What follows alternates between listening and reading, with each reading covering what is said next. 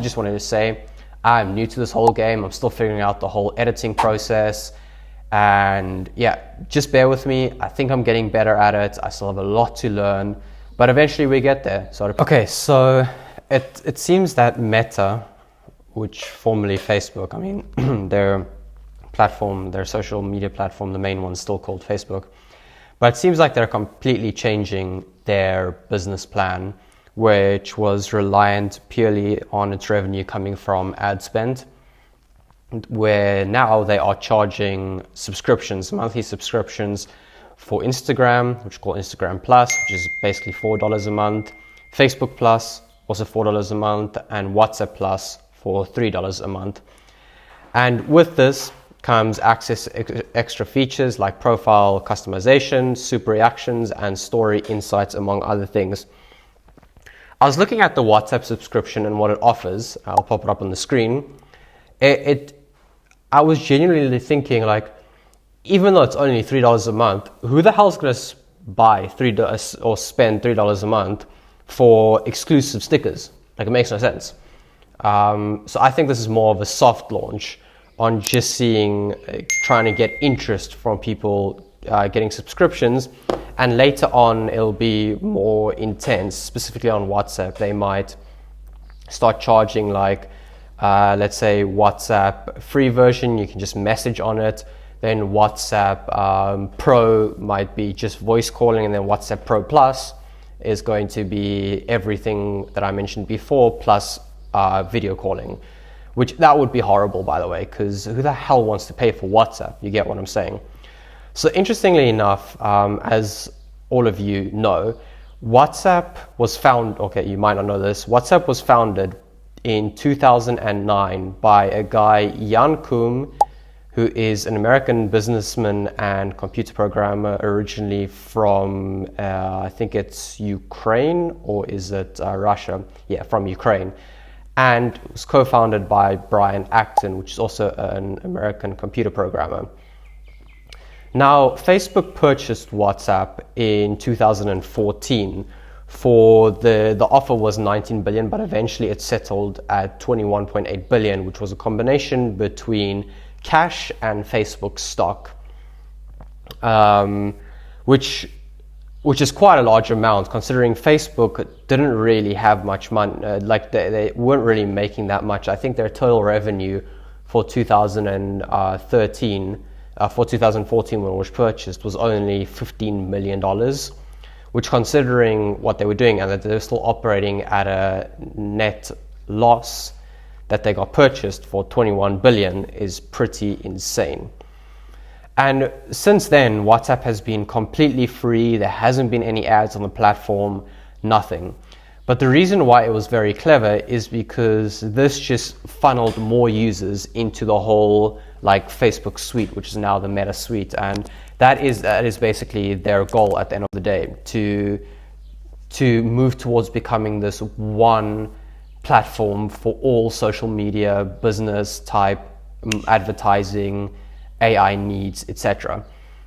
So along with the acquisition for Meta, they also, as you guys know, they bought Instagram for a lot lower, for $1 billion in 2012. However, the interesting here is Instagram was still a pre-revenue app, meaning they didn't make any money at all, and they'd only been founded 18 months prior. WhatsApp had been going for, 5 years.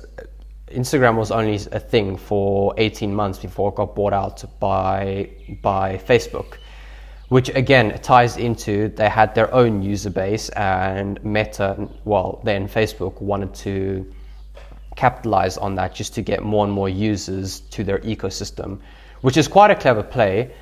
But it's also a risky play because you're spending a lot to hopefully be able to monetize your entire or a large majority of your user base.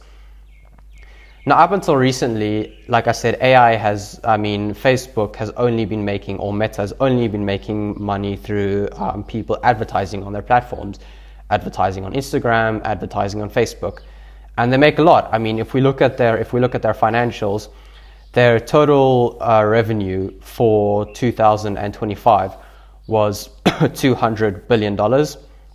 They're a $1.4 trillion market cap. The cost of revenue was $36 billion. Their gross profit was $164 billion. Their net income on common stockhold is $60 billion. With the total EBITDA is $105 billion. So they're fairly profitable. Like if we, for example, look at the balance sheet, their balance sheet is also fairly healthy. Their total assets, $360 billion. Total liabilities is $148 billion. Total equity, gross minorities, $217 billion. So their net debt is $22 billion, which means their assets are still, their balance sheet is profitable. Their cash flow is though where it's interesting. Their total cash flow, free cash flow, is $48 billion. And this is where it gets interesting, because they've made a massive switch towards incorporating AI into their ecosystem. They built their own LLM called MuseSpark, which, by the way, MuseSpark performs extraordinarily well, primarily because MuseSpark is completely free. And for the free version, they actually compare higher in intelligence than the free ChatGPT, the free Claude, the free Gemini, and any of the others. And by the way, did you know this? I only found this out today while researching this for this video, that there are 100 plus LLMs out there. At the time while making this video, I said there were just over 100 LLMs, but I fact-checked that right now, and there are a total count of 700,000 LLMs, which is mind-boggling. Like the top tier ones, there are 20 of them, but the count is around 700,000. Anyways, back to the video. Like, guys, we don't need so many LLMs. Like, Anthropic, Perplexity, Gemini, now MuseSpark, and which one did I miss? Did I mention Claude?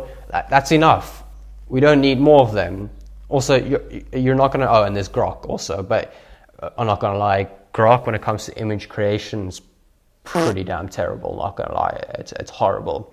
But whatever, Elon Musk has his ideas, he's got a very good reason for it. But yeah, we simply don't need that many LLMs, but you know what, whatever. So MuseSpark scores extremely high for the fact that it's free. Now, I read somewhere that Facebook is, like I said, trying to create this ecosystem where you basically build your entire operation, business, marketing, everything on the ecosystem. So you build a social following between Facebook, WhatsApp, and Instagram. You then can market to those. You can run your organization, the sales, the operations, etc., using their AI platform, which integrates with everything else. So it's really a cool idea for the ecosystem, and I'm actually all for that, despite Mark Zuckerberg being a very controversial figure, and even being called a lizard man by conspiracy theorists. Yeah, they literally think he's a lizard. But what is interesting is Facebook has bought a company called Scale AI, which is an AI labs. They're basically AI R&D platform. So they bought 49% of the company for $14.3 billion in order to use its R&D plus get access to its very, very high level workforce. But they've also allocated a total of between 125 billion to 145 billion for 2026 on their AI spend. They also recently signed a new AI computing deal with data centers from Crusoe. This was reported by Bloomberg. So the specific amount that they spent, Meta has pledged to invest 600 billion in US infrastructure and jobs, specifically around AI. Now this is a lot. And if we look at their free cash flow, which is only like 48 billion, and the fact that their total revenue for 2025 was 200 billion, and their total assets is 366 billion. It kind of falls short on number one, just their own personal spending on AI plus the committed amount, 600 billion. So you're starting to wonder, where are they going to get that money from? And this is where I'm thinking why they have changed to a subscription model. Because in total, the Meta platform total user count, it's got to be in nearly 4 billion monthly active users. Now, if you can even just capture, let's say, 10% of that, which is 400 million, and you're charging them across like all platforms, let's say $20 to $30, that's easily $4 to 8 to even $10 billion a month just from subscription fees, not counting the money they're making from ads. And now you can already think, if you annualize that, let's say it's 8, and then you times that by 12. My math is terrible. I think that's, 96 billion? That's an ad at 96 billion, and that's only if they capture between 10 to 20% of their entire user base. Now, plus the money they're making from ads, you can kind of start to see why Meta is changing their models to, well, not changing completely, but adding in subscription base to their models. The only thing that makes logical sense is they're trying to increase their revenue, which increases their profitability, which gives them more free cash flow to invest in AI.